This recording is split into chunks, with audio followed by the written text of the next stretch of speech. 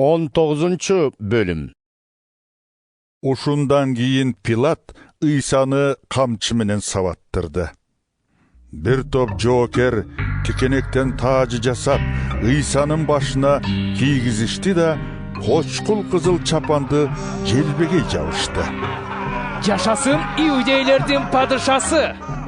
Деп алдына тура калып, шылдыңдашып, аны жаакка чапкылашты.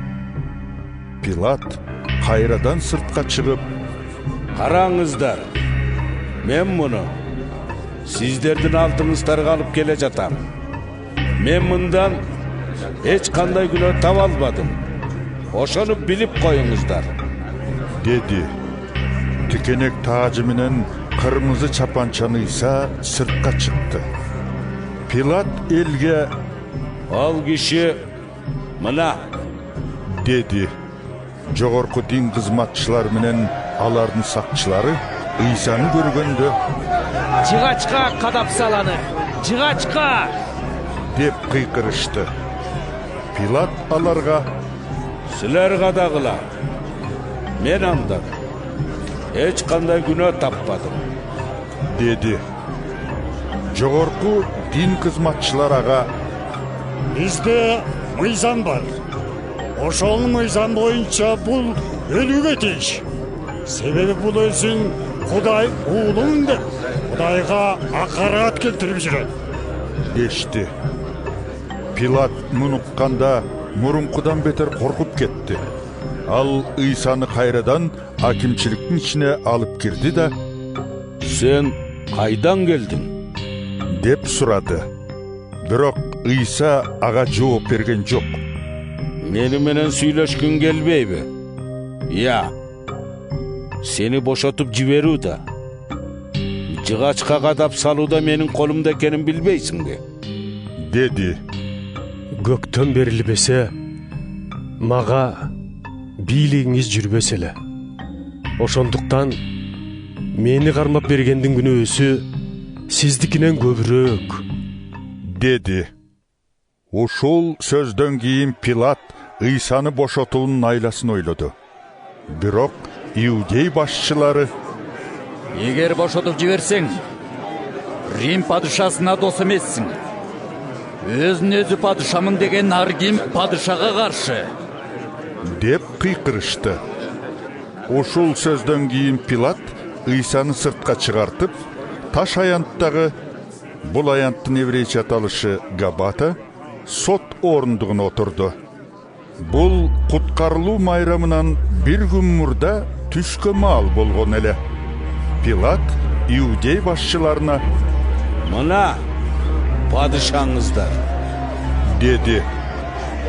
Бирок алар: «Алып кет аны! Алып кет! Кадап сал жыгачка!» деп чуулдашты. Пилат аларга: «Мен жыгачка падышаңыздарды кадайынбы?» деп суроо берди. Жогорку дин кызматчылар: «Биздин Рим падышасынан башка эч кандай падышабыз жок!» деп жооп беришти. Акырында Пилат алардын айткандарына көнүп, Ыйсаны айкаш жыгачка каdoого буйрук берди. Ыйсаны кармап алып кетишти. Ал өз айкаш жыгачын өзү көтөрүп шаардан чыкты да баш сөөк жайы деген жерге карай бет алды. Бул жердин еврейче аталышы Голгота. Жоокерлер жазалана турган дагы эки адамдын ортосуна Ыйсаны коюп, айкаш жыгачка кадашты да өйдө көтөрүп коюшту. Пилат такта жасаттырып, айкаш жыгачтын өйдө жагына бекиттирди. Тактада: «Бул Назареттик Ыйса, иудейлердин падышасы» деген жазуу бар эле. Муну көптөгөн адамдар окушту. Себеби Ыйса жыгачка кагылган жер шаардан алыс эмес эле. Анын үстүнө жазуу еврейче, латынча жана грекче болчу.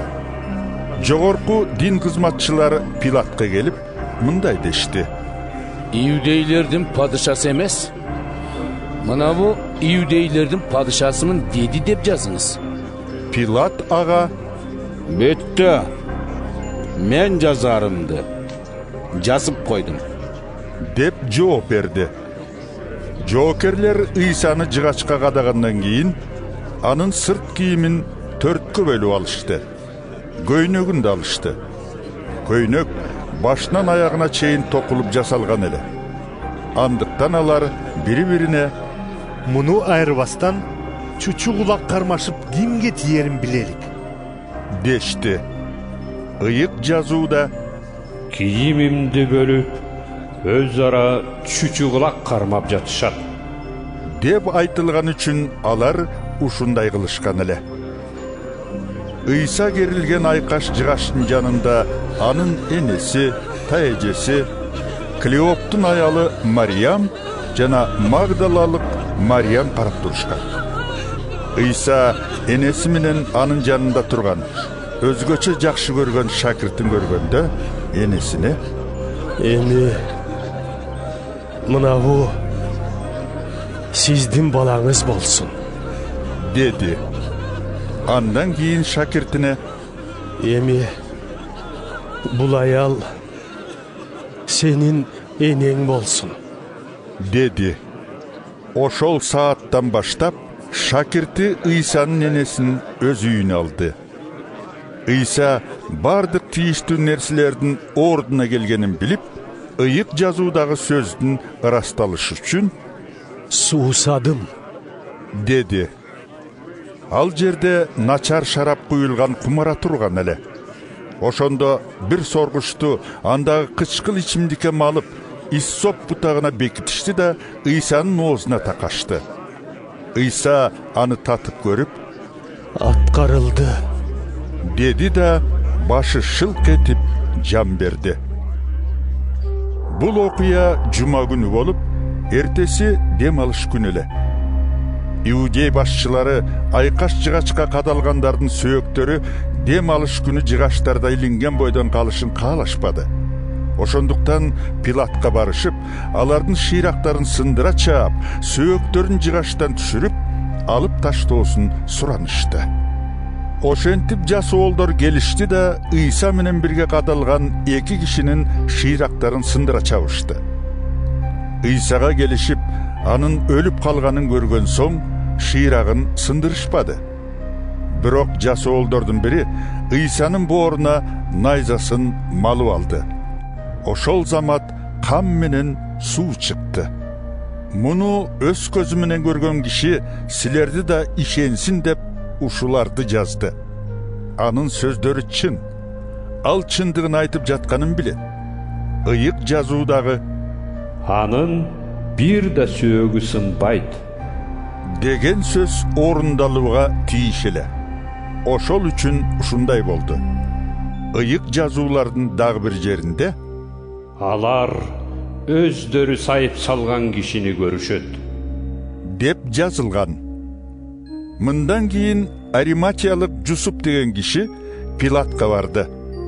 Ал Ыйсанын шакирти болгону менен мунусун Иудей башчыларынан жашырып жүргөн болчу. Эми ал Пилаттан Ыйсанын сөөгүн көргө коюу үчүн алып кетүүгө уруксат берүүсүн суранды. Пилат макулдугун бергенде Жусуп барып сөөктү алып кетти. Мурда бир жолу Ыйсага түн ичинде келип кеткен Никодим да маркумга сүйкөй турган мүр чайыры менен алой майынын 100 кадактай аралашмасын алып, ушул жерге келди. Иудейлердин сөөк коюу салты боюнча алар маркумдун сөөгүн өздөрү алып келген жыттуу заттар менен шыбап, ак кепинге орошту. Ыйса кадалган тушта бир бак болоор эле. Анда али эч ким койула элек жаңы оюлган бир көр бар болчу. Дем алыш күн жакындап, анын үстүнө көр да жакын жерде болгондуктан, алар Ыйсанын сөөгүн ошонун ичине коюшту.